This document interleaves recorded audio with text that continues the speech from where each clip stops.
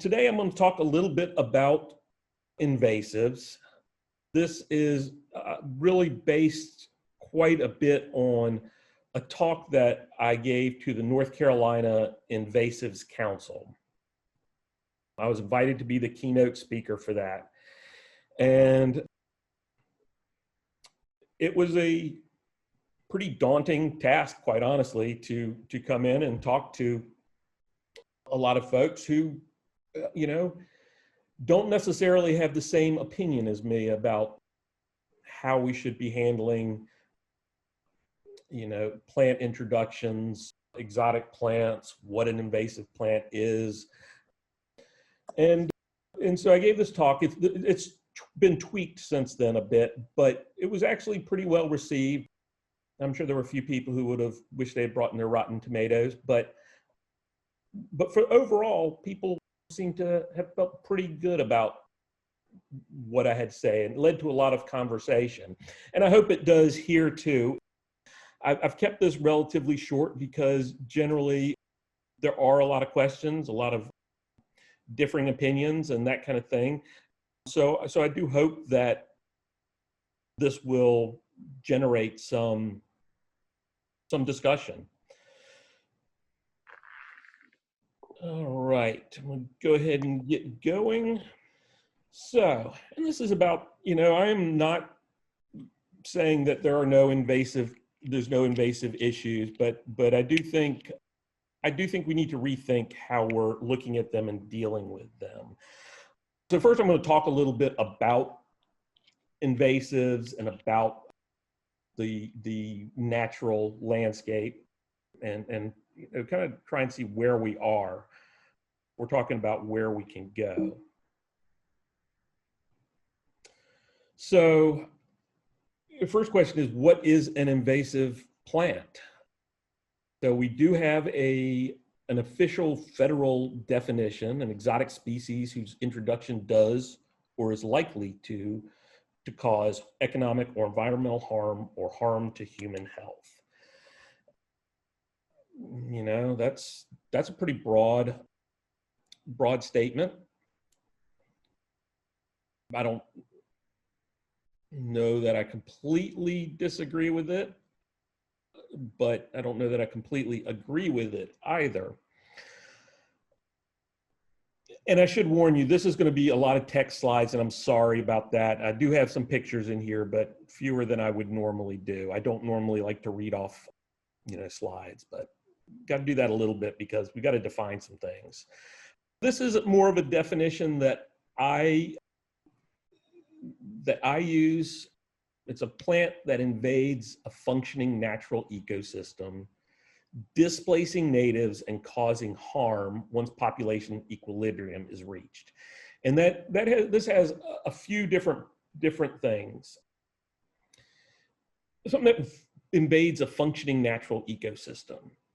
There are a lot of plants that are what used to be in the 60s and 70s called R species, but plants that produce a lot of seed, grow fast, reach reproductive age fast, and go again. And that's kind of that, those plants that as soon as you clear a bit of soil, you disturb some soil, they'll pop up very quickly. Where you have, run, four-wheel drives through a natural area and rutted up the soil and all these things start popping up, that's not really a functioning natural ecosystem because it's been disturbed that way. The next part is displacing natives. Oops. Sorry about that, y'all. Displacing natives.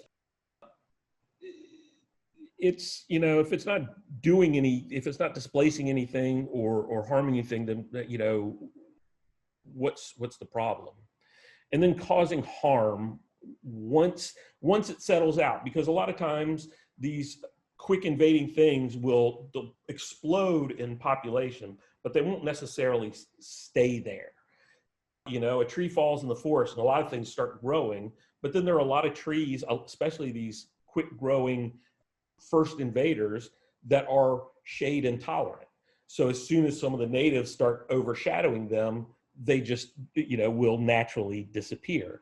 So there's this time element in there. But one thing we don't think about in a definition like this is harm. Who gets to define harm? There are some people that say any non-native plant in a natural system is causing harm because they don't like it there, so it harms them. And we always have to remember that these are coming from very anthropocentric viewpoints. But ultimately, you got to understand that introduced is not synonymous with invasive. There can be introduced plants which do just fine. In fact, most of them do. So that's not invasive. And neither is a garden thug that grows quickly and take over your garden. If it's not invading natural ecosystems, not displacing the native plants in a natural system, that's not invasive. That's just a garden thug. So what is a native?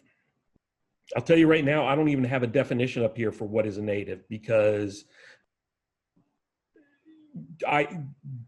there are so many definitions of what a native plant is. And in a lot of cases, there's very little agreement. Kind of the one you hear the most, I would say, although I think this is probably going by the wayside as people get to be a little bit more sensitive that there's a world beyond Europe. In the US, when people define native plants, traditionally it has been, plants that are growing naturally before Europeans arrived, which is a very arbitrary point. Apparently only Europeans can move plants around and cause problems. So, it's kind of in my mind, not a very good definition. But what is good about that is nativity is a point in time. And I'm going to illustrate that in a couple ways. But what is native is really, you have to kind of define a timeline for it. You take something like ginkgo, right? We know ginkgo, it's Chinese. It's a very distinctive plant, very early plant. Well, guess what? This is a fossil from here in the US of ginkgo. So ginkgo is native to the United States. It just so happens that it was 66 million years ago, but it was native here before Europeans got here, or people, or, mammals. I guess there were probably mammals then. But so can you say ginkgo is native? Maybe. Dawn redwood, another Asian plant that is native to North America just millions and millions of years ago. And so when you talk about time, the glaciers were down here. The last time we had glaciers, farthest they were down was about 22,000 BCE, and then retreated about 11,700 BCE. So where we was open boreal woodland. So kind of what you would get in, up in Canada now, in cold areas of Canada, and we're almost getting into the taiga-like, where you have dwarfed conifers because of the cold, what you get over at like Kamchatka and places like that. So it was very different. And during glaciation, during that 10,000 years of glaciation, plants were pushed farther and farther south. As the glaciers retreated, some of those plants moved back up. Some didn't. You could make a case. There's a lot of plants in Alabama that kind of at the bottom end of the Appalachian mountain chain that didn't move back up, but they're very hardy, much hardier than something in central Alabama should be, because they were really from farther north, and they just moved down with glaciation. You could make the argument that those plants are native farther up north because they were pushed down that way, and that's why they have that hardiness. So around that same time, you know, with the glaciers there, that really connected North America with Asia. And, you know, we talk about the Bering land bridge.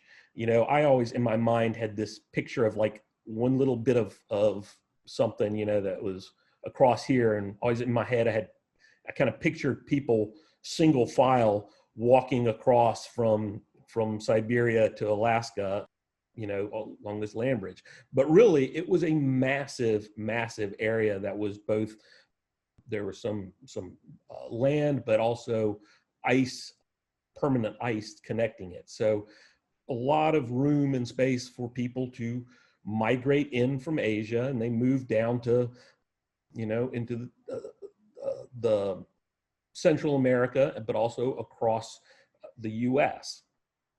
So by the time they got into North Carolina, still we're talking about, you know, 10,000 plus years, 12,000 years ago, they were here. And around that time, as early as that, they were burning the woodlands, clearing out underbrush so that they would have these park-like settings where now the trees were a lot bigger then because they were the, you know, old growth primary forest, but they were keeping areas like this so that the deer and other animals that they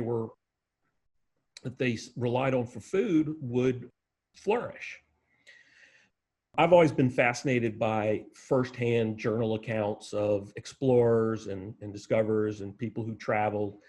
And one of the things that always struck me reading were these early Europeans who were talking about, it seemed like a parkland where they, you know, when they were going through these areas of Virginia and North Carolina and Georgia. And they would talk about riding 3 and 4 abreast between these massive trees. And I always thought, how are they doing that? Woodlands are, you know, tangled and, you know, filled with brush, and it's hard to get through. Well, if you're burning regularly to keep things open, that's not what you get. You get these, you know, these beautiful expanses. And so that's what was going on. So when Europeans first got here, there had been, you know, many millennia really of people affecting the environment, and certainly having an effect on both what was native and what evolved to withstand what the Native Americans were doing there. You know, trees that were in areas where they burned regularly that weren't fire resistant, probably they lost out. We may have lost entire species during that, potentially. Who knows? Now, there might have been areas that weren't burned where those stayed, but it really did change what was there. Now, also, besides people, you know, climate has changed and plants have changed. Now, this is the best the best distribution map of original southern magnolia grandiflora distribution. You know, I think most people probably would have said southern magnolia is definitely native to, you know, the Raleigh area. Well, you know, it wasn't. There were no records of it from that area from any early botanists, plant collectors, and they did a lot of great work.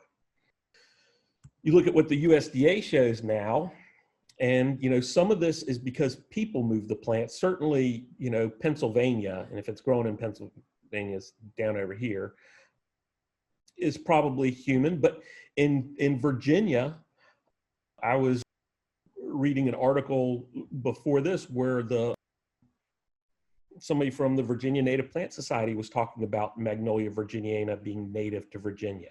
It was not.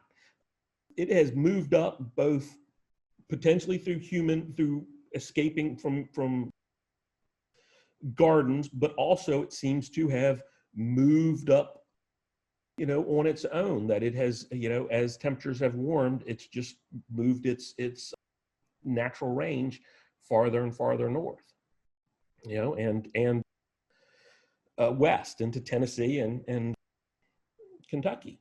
So things change, and sometimes it's people, sometimes it's not. And sometimes, the people's influence isn't always widely known.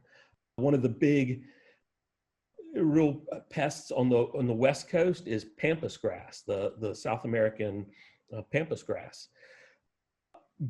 But part of the reason it's so widespread is because the seed plumes were really desired as decorative features, and so there were plantations of pampas grass, and they would cut those stalks and they would pile them in open railway containers, and they would take them all the way up, to the Pacific Northwest. And so from Southern California all the way up, these seeds were blowing out all along across the railroads. And so it's this terrible pest.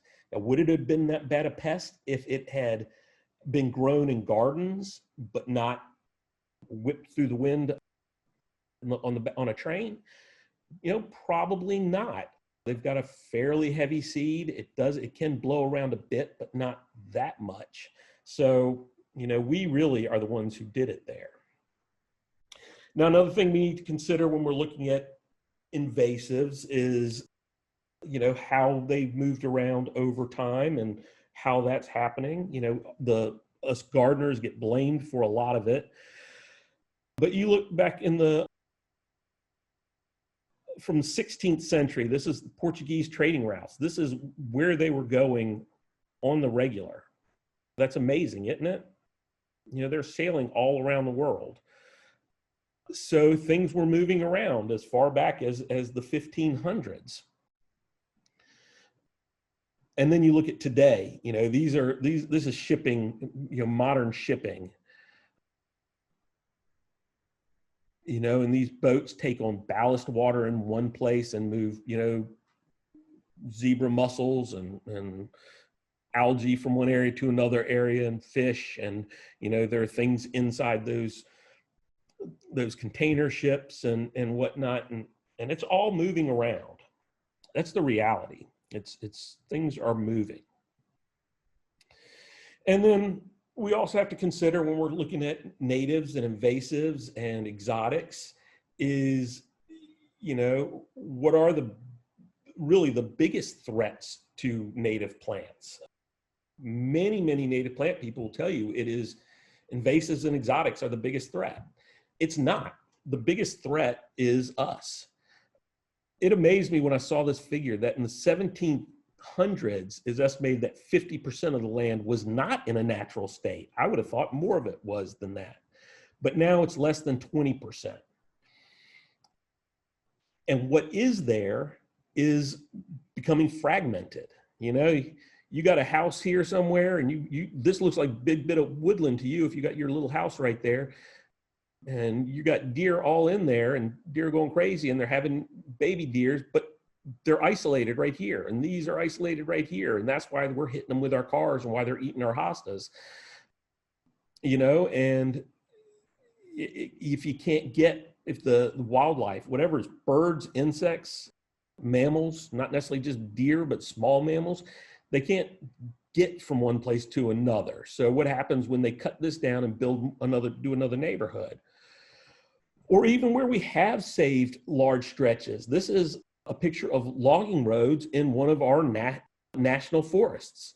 So not only are you fragmenting what's out there, but when you're building these roads, all of a sudden you have the people who are working, you got other people who are riding through there, and anywhere you're bringing people through, you can be bringing seeds and pieces of exotic plants into these natural areas.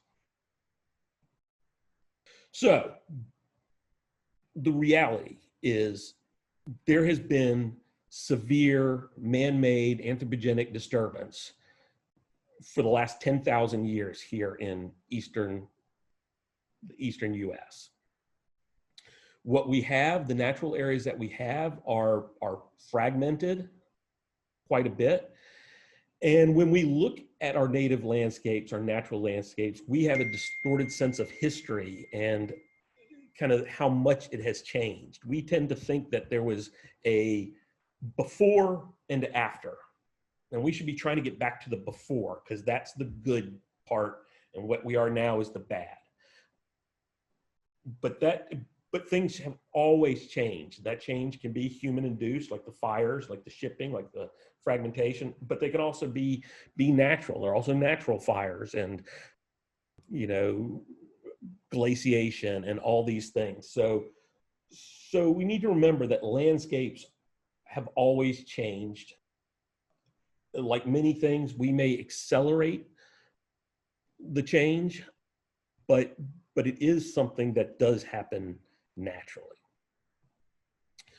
So one of the other problems we have is bad information. This idea that introduced species are the biggest threat to biodiversity, that's just not true. And there's more bad information. You know, one that struck me, I was giving a talk in Georgia several years ago, and there had been this whole thing that in this one town, a bunch of birds were dead. And when they did autopsy, and it was a bunch, it was a lot of birds, they found a bunch of nandina berries in their stomachs. And they said, well, nandina has cyanide and other chemicals in there. And, you know, the birds are eating these nandinas, and we shouldn't plant any more nandinas. This is absolutely forbidden. It's just, you should never plant them. You hate birds if you plant nandina. And that struck me as strange, because one of the things that I have told people about nandina is birds don't particularly like the fruit. So in terms of it being showy during the winter, it's usually much better than holly, because the birds will eat the fruit on a holly. So I did a little digging, and both the town's, the city horticulturist for that town, I can't remember which town it was, and somebody else, I can't remember who, both agreed that something like 70%, they estimated 70% of the shrubs in the landscapes around there were nandina. So the birds had no other choice. We've fragmented their landscape, so they're kind of, you know, they're not necessarily ranging to different places, and we offered them one thing to eat. And so they ate it. And birds eat nandina all the time. That's one of the ways they can get spread around. But it is not their first choice. They'd much rather eat a bunch of different other things than nandina. But if you're not giving them a choice, and that's all they have, then yeah, they may eat enough that it's going to be a problem and kill them. But if those landscapes hadn't been 70%, you know, the shrubs hadn't been 70% nandina, if they had been, 5% nandina and 5% something else and 5% something else and 1% something else, if it had been more diversity, wouldn't have been a problem. And insects and natives and other arthropods. I say it all the time, there is no good research showing natives are better for pollinators than non-natives. It's all about size and shape of the flower. We get some of the plants here that have the most pollinator activity are non-native plants. And there's no good research that shows that native species support more native arthropods overall. There is some writing to that effect. Doug Tallamy does a lot of work with that, and he's done some fantastic work, but not all of the conclusions that he pulls are necessarily straight from the research. One of the things he likes to say is that oaks support more Lepidoptera than any other tree species. So you should plant native oaks. Now, he doesn't say that it's just the native oaks that support those Lepidoptera, but he says he takes the one statement and says the other statement. And we all have agendas. He does, I do, we all do. So that's fine, but there is not good research that shows that native species support more native arthropods. And there's nothing, there are some insects that have been, just devastating. And there are plenty that are out there now that are still devastating. I'm thinking of emerald ash borer, things like that. But we also have native beetles that are killing tons of trees. So, and what's happening with that is we throw the equilibrium out of balance by, changing the environment, by disrupting natural ecosystems. And so something that was in a natural cycle is now able to really flourish. So, that's more on us. And we also hear a lot that non-natives have no environmental value or provide no ecosystem services. And, we already mentioned the arthropods, but other things, black swallowtail numbers, they were really in pretty poor shape. But now as more people plant just garden plants that are in the Apiaceae family, think things like Queen Anne's lace and plants like that, fennel and things like that. Black swallowtail numbers have rebounded because they are using these plants in this family, even if they aren't native plants in that family, for both nectar sources and as food for larvae. A great study in Puerto Rico, there were some areas that had been strip mined and they were trying to re-establish forests there. And they were having no luck at all. And then they started planting non-native trees in the area. They plant them with things that will tolerate really almost toxic soils that you get after strip mining. And after 30 years, they went from it being 80% exotic and 20%, or excuse me, 70% exotic and 30% native species where they were planting them there. After 30 years, it had naturally gone to about a 50-50 split exotics natives. And they were estimating by 2050 or so, it would be closer to 80-20 because as the soils were getting better, those native trees were doing better and could compete. So, we can use non-natives to increase our natives. And we look at, honeybees. We certainly all love honeybees, right? We've got hives here.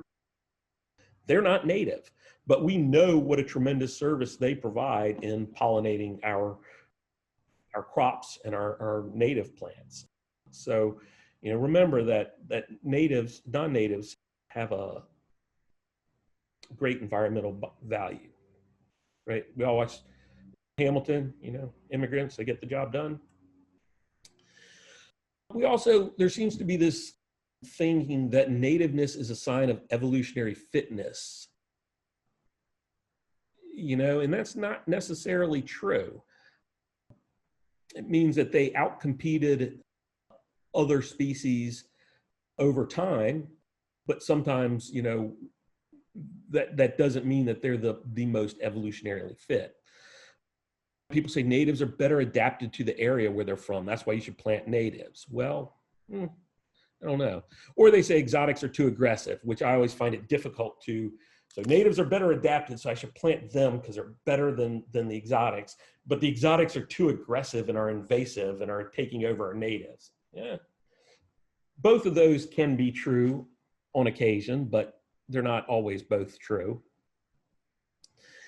And I always want to go talk to people and say, how many sites are natural ecosystems anymore? We already saw that worldwide, only 20% of natural areas are still in a fairly pristine state.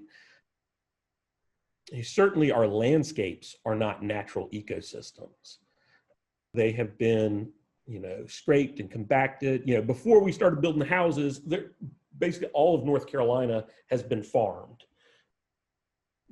From the coast up to the mountains, basically everything has been cut and put under fairly intensive farming. As it became less that you were farming for yourself, and the farms got larger and larger, fewer people were farming, and so woods came back in a lot of cases.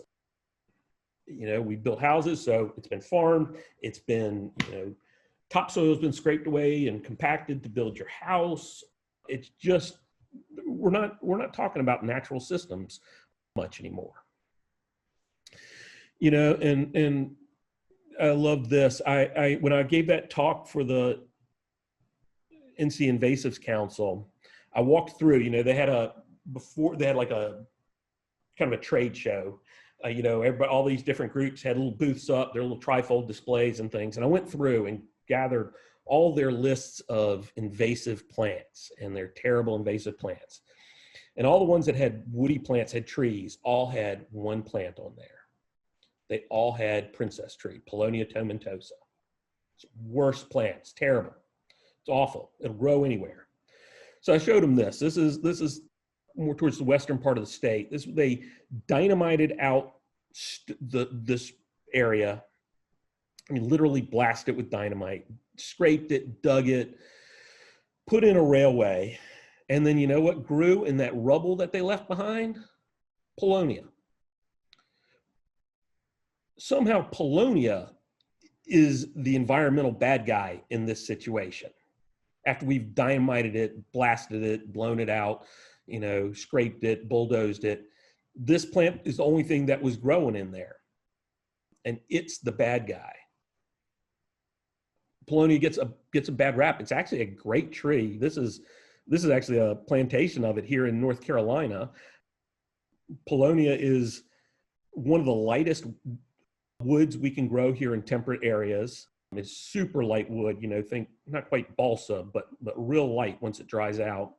And when it's dry, it is more weather resistant than cedar.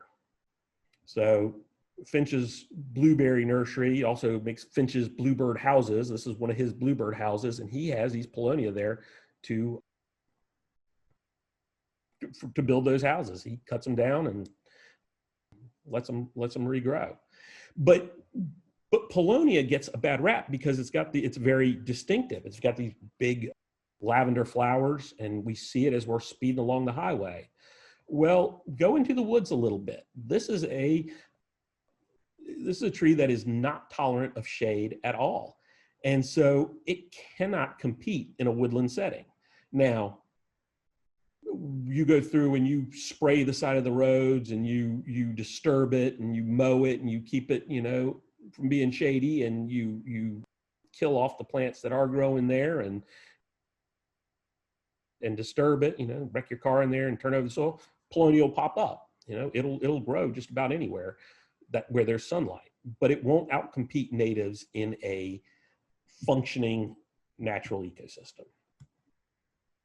So how do we take this, this idea of, thinking about what we're doing and continue to do and are not going to stop doing in terms of fragmenting landscapes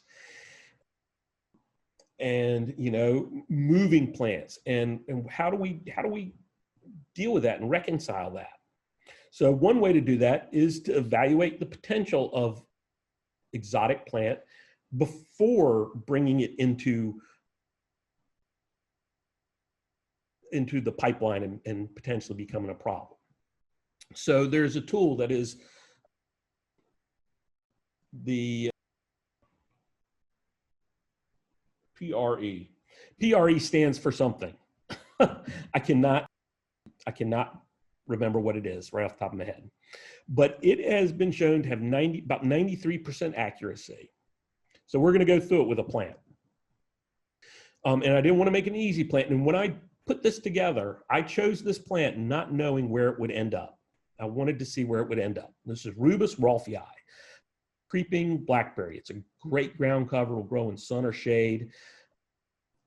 always tell people what had been in the country was basically all one clone that's sold as emerald carpet, although sometimes it's sold without that cultivar name, but it's all been the same. And it very rarely flowered, and it really didn't fruit ever. We collected Rubus rolfii in Taiwan and brought it in. And when we planted out a lot of seedlings, it started fruiting. Bright orange fruit, very tasty, great plant for fruit. But now I have brought in a fruiting Rubus, and Rubus can be scary in this country. So I said, let's talk about this and see where it falls. So we're gonna go through all 19 questions. Has the species become naturalized where it is not native? And I did researching around, no, it has not. Is it noted as being invasive elsewhere in the US or world? No, it is not. And you see after this, each question has a certain number of points. Is it noted as being invasive elsewhere in the world in a similar climate? No. Are other species of the same genus invasive? Yes, they are.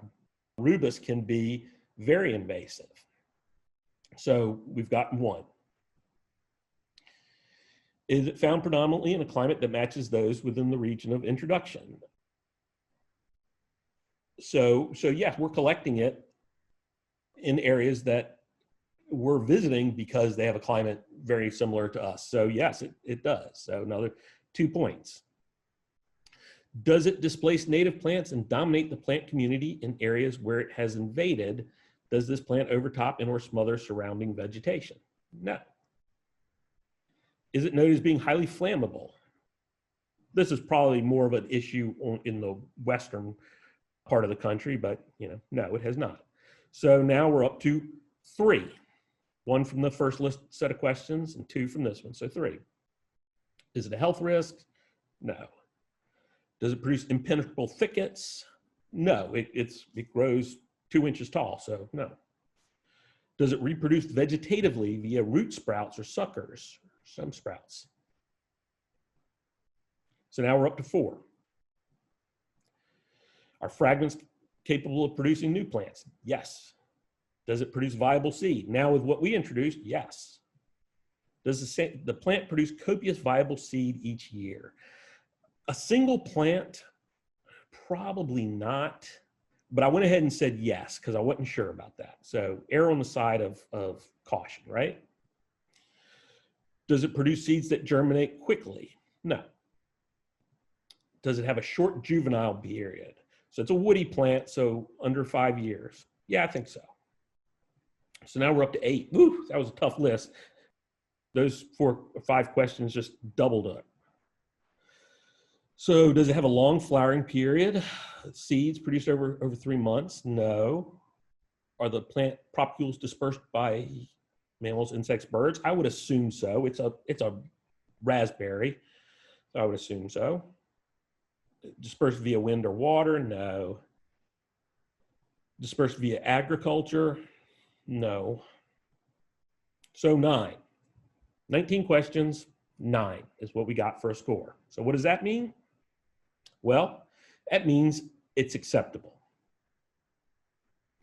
Go a little higher, then you need to do a little bit more work with it. More than that, just don't even bring it into the country. Don't even think about growing it. So this tool, 93% accuracy, it's not perfect. And, sometimes there are some of those questions that sometimes you don't know early on, but this gives us a really good baseline for looking at what plants to actually bring in, because we don't want to bring in, invasive plant. The other thing that we should be doing is thinking about the fertility that's out there. You can definitely pinpoint where there is more fertility. You are almost always going to have more exotic species. You get that? It's not causation, but there is this correlation between if you find a spot with a lot of exotic species and you test the soil, it's going to be a more fertile soil. That's why weeds grow in our gardens, because we've amended the soil and we fertilize and things like that. But what we need to do on a larger scale, a natural scale, is is really work for stricter non-point source pollution regulations. You know, farms are terrible about putting in too much, but lawn companies that are just spraying and spraying so that, you know, yards are an unnatural green color to, you know, just overdoing the fertilizer, most of that fertilizer runs off. It does not stay there with the plant. The nitrogen runs off very quickly, doesn't stay in the soil, which they'll tell you is why they need to keep putting it down a lot. But no, we don't. We waste so much fertilizer, and all these, so these non-point source pollution regulations have got to be beefed up if we want to manage exotics in invasives in natural areas. And we have to use real data to drive decisions. Most analysis that is done without an agenda behind it suggests that typically these invasives, these invaders, do not represent an extinction threat in most environments. I mean, we have spent, literally, this country has spent billions on eradicating non-native plants. Can you think of many that have been effective? We could have spent those billions of dollars on something that was more effective. You know, we can, if we want to have more environmental biological services, if we got rid of a lot of our turf grass and planted other things, a variety of things, not just natives even, we would do more for the birds and the insects and the vertebrates out there than we do with all this turf grass we have. And kind of along the same lines, we should encourage diversity in horticultural situations. You won't have problems with 70% of the plants being Nandina if we're being more diverse. We need to accept that there are positives to non-natives as well. There was a study in Pennsylvania where the more non-native honeysuckles were around, that meant there were more native bird species, and the seed dispersal of native berry producing plants was highest, where those honeysuckles were most abundant. That seems perhaps counterintuitive, but the birds eat the honeysuckle. And these are both the vining ones like we have here in the South as a weed, and the shrubby ones that farther north they have as a weed. But that honeysuckle fruit does give, you know, helps the birds. So the birds are flourishing where those honeysuckles are. So that means that the other plants, the native plants that are producing berries, more of those berries are being eaten and dispersed because there are more birds there. Now they're dispersing the non-native honeysuckles as well, but they're not doing it at the expense of these other plants. And in the introduction of non-natives almost always increases the number of species in a region. Now, you may say, well, of course that stands to reason. If you bring in a new species, then there's more species. But most people who really fight against the introduction of non-natives will say they take over and they, to the detriment of what's already there. But that's not actually the case. You just get more things there. May not be all things you want, but it's not an extinction threat to the natives there. And it may be helping the other plants in the area, the other insects and birds and animals.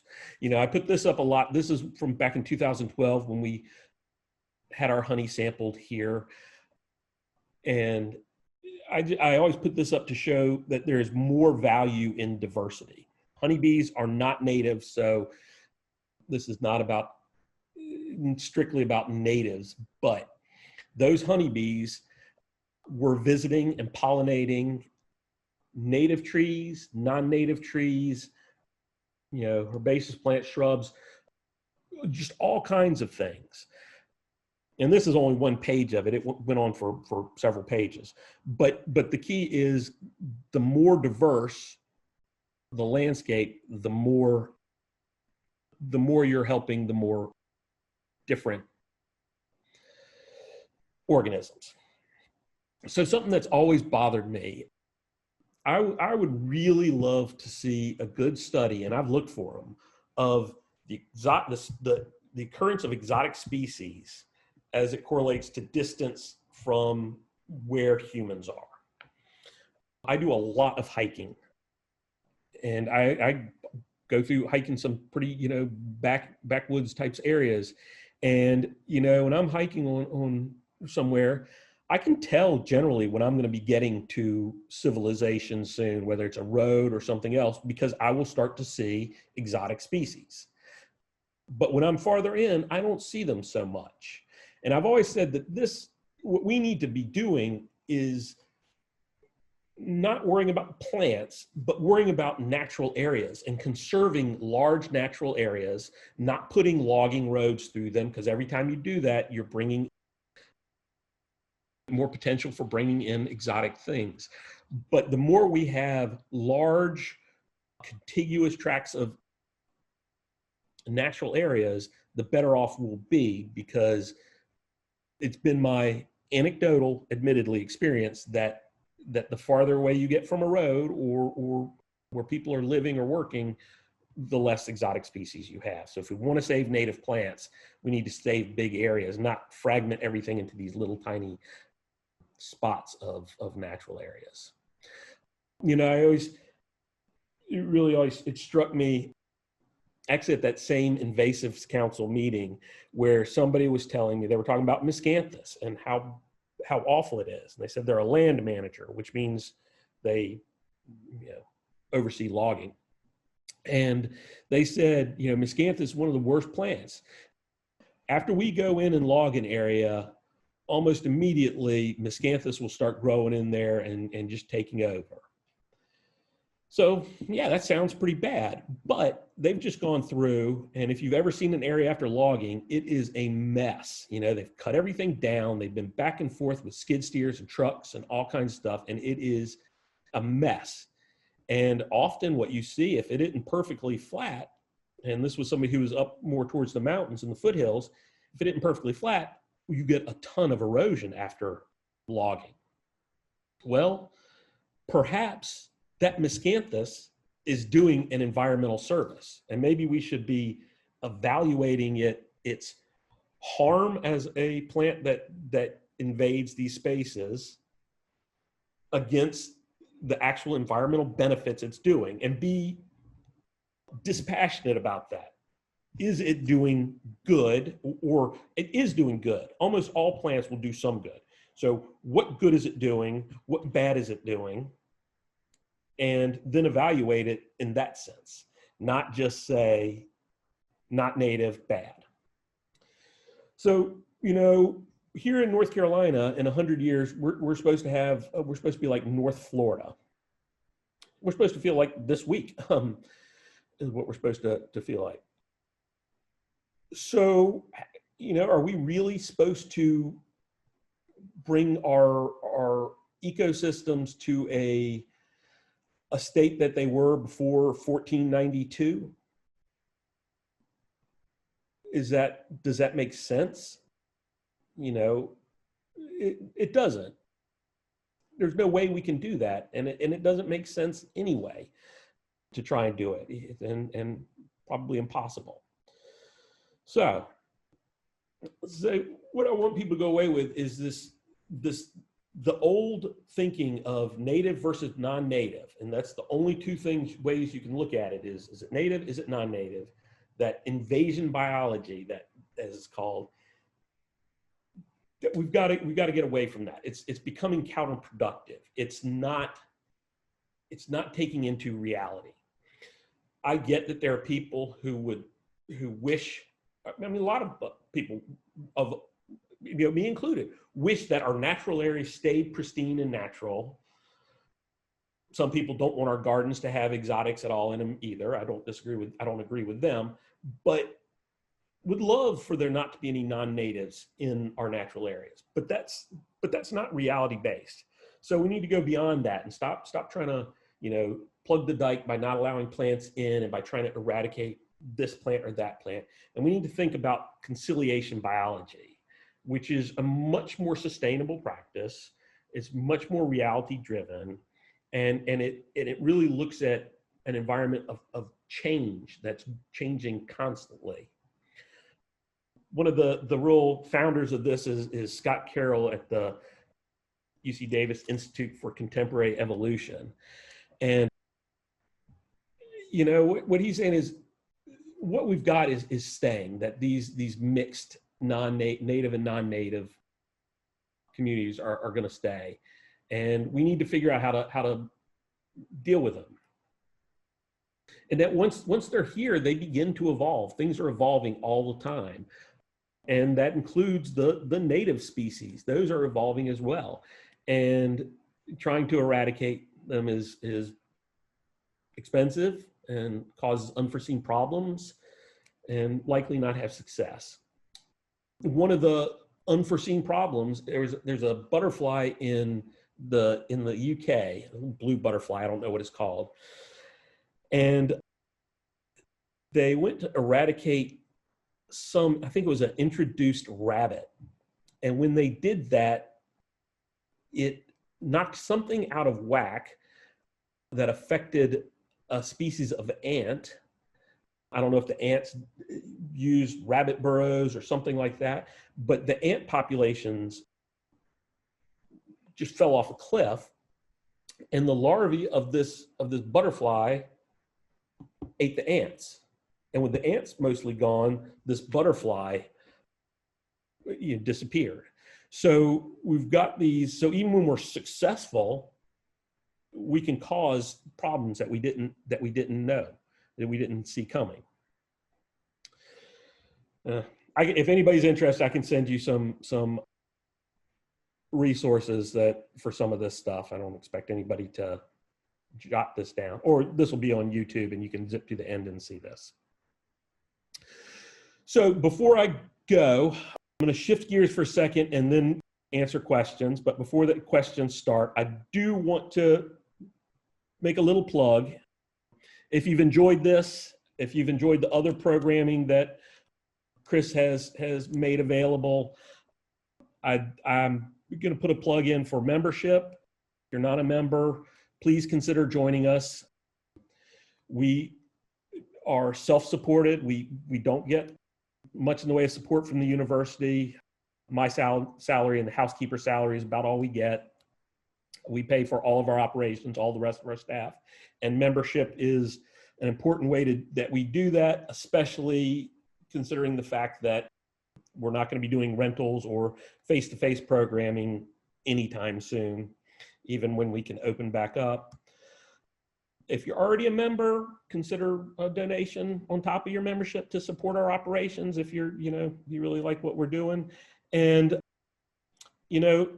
keep in mind that on our website, if you go to the support, you can go to membership or giving.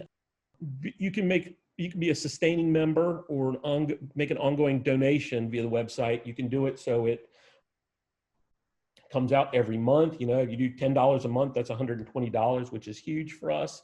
You could up your membership that way, or we have people who give once a quarter, they make a gift. We even have some people who just have their membership on as a sustaining member, and they do it once a year and pay for their membership, but that way they don't forget and don't have to write another check or enter their information again. So keep that in mind.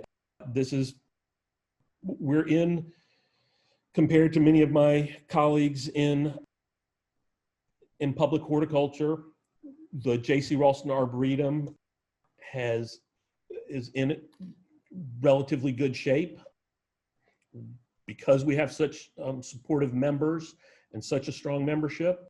It's allowing us to continue on with all of our staff and continue to do all these things that we do. But, it's not slowing down here in North Carolina, and it's going to be a long year for us if that continues. So your support now and going forward will be really critical for us. So I will stop my share there and be happy to answer questions. You can put them in the chat, or you can unmute yourself and ask the question. I don't know if I should have done a plug for membership right after. I might have ticked people off talking about natives and exotics there. And again, don't forget, in the chat, there's that link to that guest book that we'd love for you to do there. It's just a couple of things that we're asking about, so we know where you're from and that sort of thing. Well, you kept their attention, Mark, because we didn't really have anyone drop off until you concluded. But yeah, there were a few questions in the comments. Andrea was the first one that was part comment, part question. She said, but there is a difference between invasive, non-native, and non-native, is there not? Oh, yes. Yes, there is a difference, you said, between native, invasive, and non-native? Invasive, non-native, and just non-native.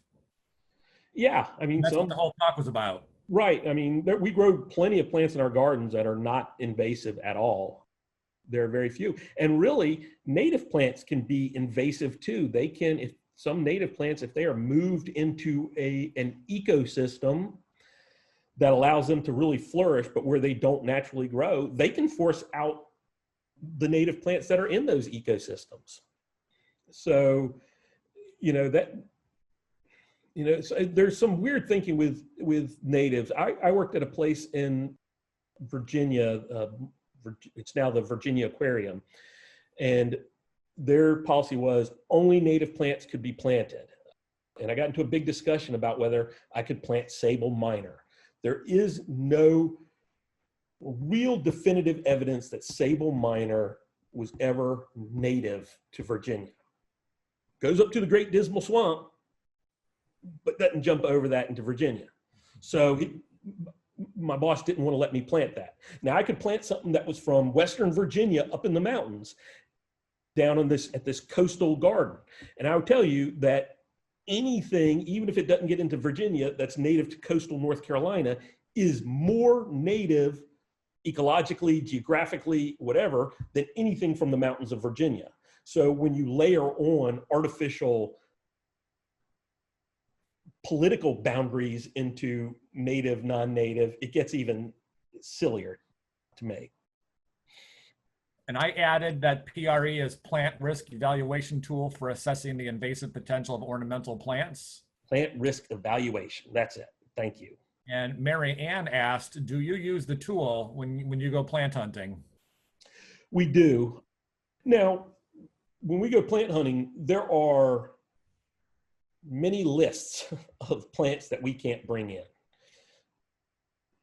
There are certain plants you can't bring in from certain countries. There are certain things that you can't bring a plant in, but you can bring a seed in. There's certain things, there's a lot of these variations through there.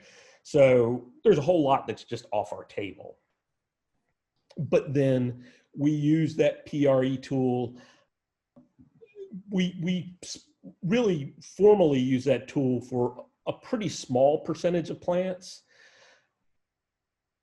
We use it more when we're kind of unsure about what a plant's going to do. But there are a lot of plants that we won't even touch. I mean, I have seen some just drop dead gorgeous plants that I would love to grow and love to bring in.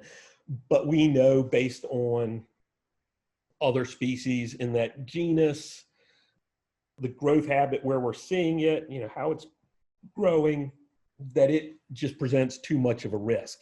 And I don't know any plant collector, and nobody I've ever gone out with who doesn't do that and think about that. We love plants. We love, we love hiking through our woods. We love our native plants, that we would never want to bring in something that would damage our natural ecosystem. So we are really careful. And I've just never met somebody who wasn't.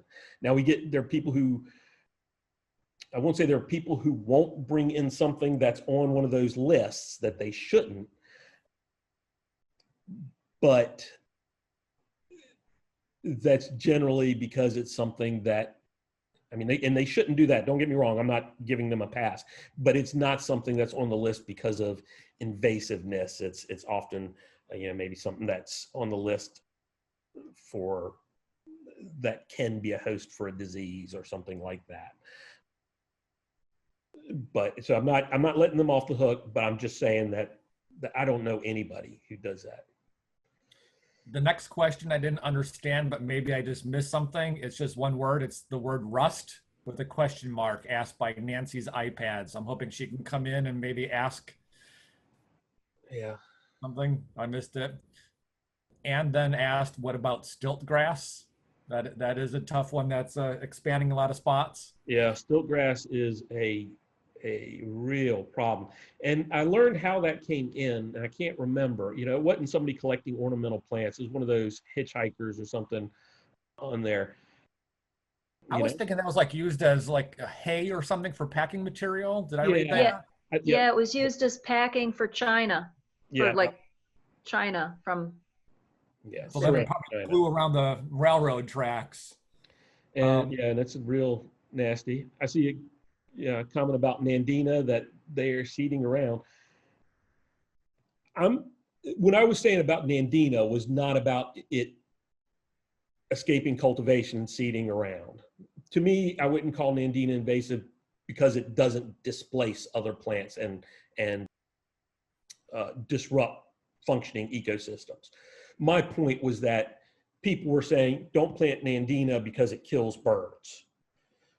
The reason you're finding Nandina seedlings around the woods is because birds are eating some of it and depositing those berries. But generally, you won't get birds eating a lot of Nandina unless there's nothing else around. But yes, I'm not defending Nandina as not having any problems.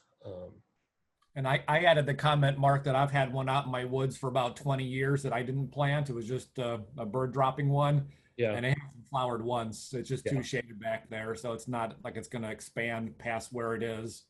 Yeah. Yeah. I don't know why I haven't gotten rid of it. It's not something I really like, but hasn't done anything. Right. Cost benefit analysis exactly of invasive species. I think, that's where that conciliation comes in is what's the benefit, what's the cost? And it isn't just environmental cost. It may be cost to, our human cost, that gets put in there as well. And let's see if I can find one. Oh, and the butterfly mark was just a blue. Oh, blue. Yes, that's it. Very, very, very nice name. Marianne asked what's on the plant buggy this week. That list, of course, is available on the website. They make the update available on Monday and Wednesday at 3 p.m. So it's already been updated today. Arlene put a link there. There you go. So right now the milkweed is returned. That's the swamp milkweed. They have a Cuba japonica, tatsumaki, capsicum frutescens, hot returned, which is a perennial edible hot pepper, mangave, blazing saddles, musa valentina, the pink velvet banana, passiflora inspiration, the purple passion flower, piper aritum, the Hoya santa arupier plant, Sempervivum softline, which is a hens and chicks, and Tibicina, Uvalinia, Edwardsii, princess flower. So another nice little selection. And so there's the zebra butterfly about pawpaws. Yeah, I mean, we need to plant pawpaws in landscapes. I think that's would be great. I don't know, people like to plant fruit trees and they plant, apples and peaches and things. My father, if I went to my old home, I don't know how many, probably most of them are gone now, but he would plant fruit trees, which did terrible because it's the Southeast and he wasn't spraying them and things like that. But, they're great fruiting pawpaws and other native and non-native fruit trees. But, if people were planting 2 or 3 pawpaws, different name varieties, so you get some cross-pollination in there, they would get great fruit. It would be native. Our native butterflies would love, you know, yeah, it's all win-win when we do that. Peter asked if we can make the resource list available in the chat or by email. Mark, maybe you can give me the PowerPoint slide list and I can post that with the YouTube video in the comment field. Yeah. So it's the rust was about on the Rubus rolfii. Is that a problem? No, I've never seen rust on the Rubus rolfii. Do I agree with the lists that govern the import of plants?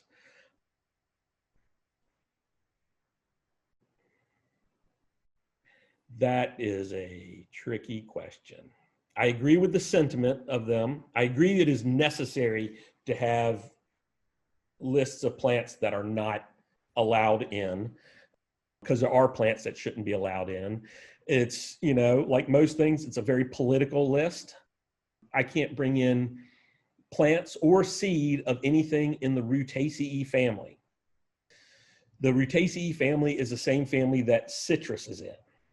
You know who has a really good lobby? The orange juice lobby. I mean, seriously, there's a lot of money there. And so they have banned that with the idea that any plant in that family could potentially prove to be a host for something, you know, affecting oranges, which, you know, there's citrus greening is an issue. You know, there are things that are issues. So I get their issue, but generally you don't move diseases via seed. Generally seeds are, you know, viruses even rarely are transmitted through seed. So I should be able to bring in Skimmia japonica seed, but I can't because of that. And then several years ago, they started a new list in addition to all the other ones that says, it's a list called the NAPRA list, not approved pending pest risk analysis. There is no methodology for that pest risk analysis. It's basically somebody can, and I don't know exactly the method behind it, but they can say, I think this plant should be on this list. And so then it's not approved to come in until somebody does enough research on it to see if there is a risk to it. And it may be a risk in South Florida, but not Central North Carolina, and that still, you know, affects what I can bring in. So I think I agree with the sentiment. I don't always agree with how it's carried out. And the last question in the comment is part comment as well. Kathy likes Clematis Happy Diana and was wondering if it's going to be in the giveaway. I've seen a Clematis in the giveaway, but I could easily be wrong. No, that one will not. I can say that just because we don't have enough. We don't have it in the nursery, and we wouldn't be able to produce enough before that. I will say this though about the plant giveaway, since I did make a plug for membership.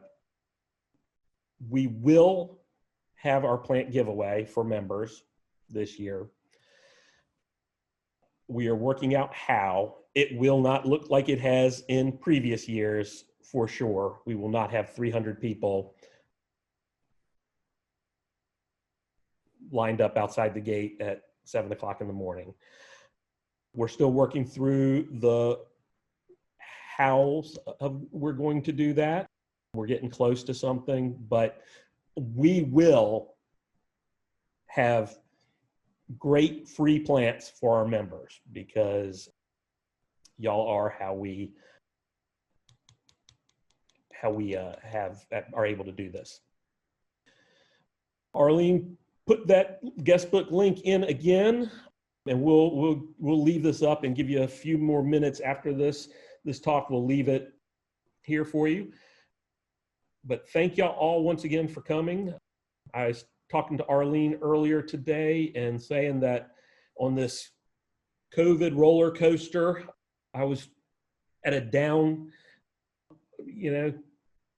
downside earlier today and yesterday. And I got to tell you, having this group here and getting the interesting questions and just being with y'all and being able to talk and enjoy it has helped lift me back up, on that COVID roller coaster. So thank y'all for that. And thank you for joining us, everyone. And thanks once again, Mark. Great presentation. Yeah, I look forward to Wednesdays every week. Well, I'm glad. I do too.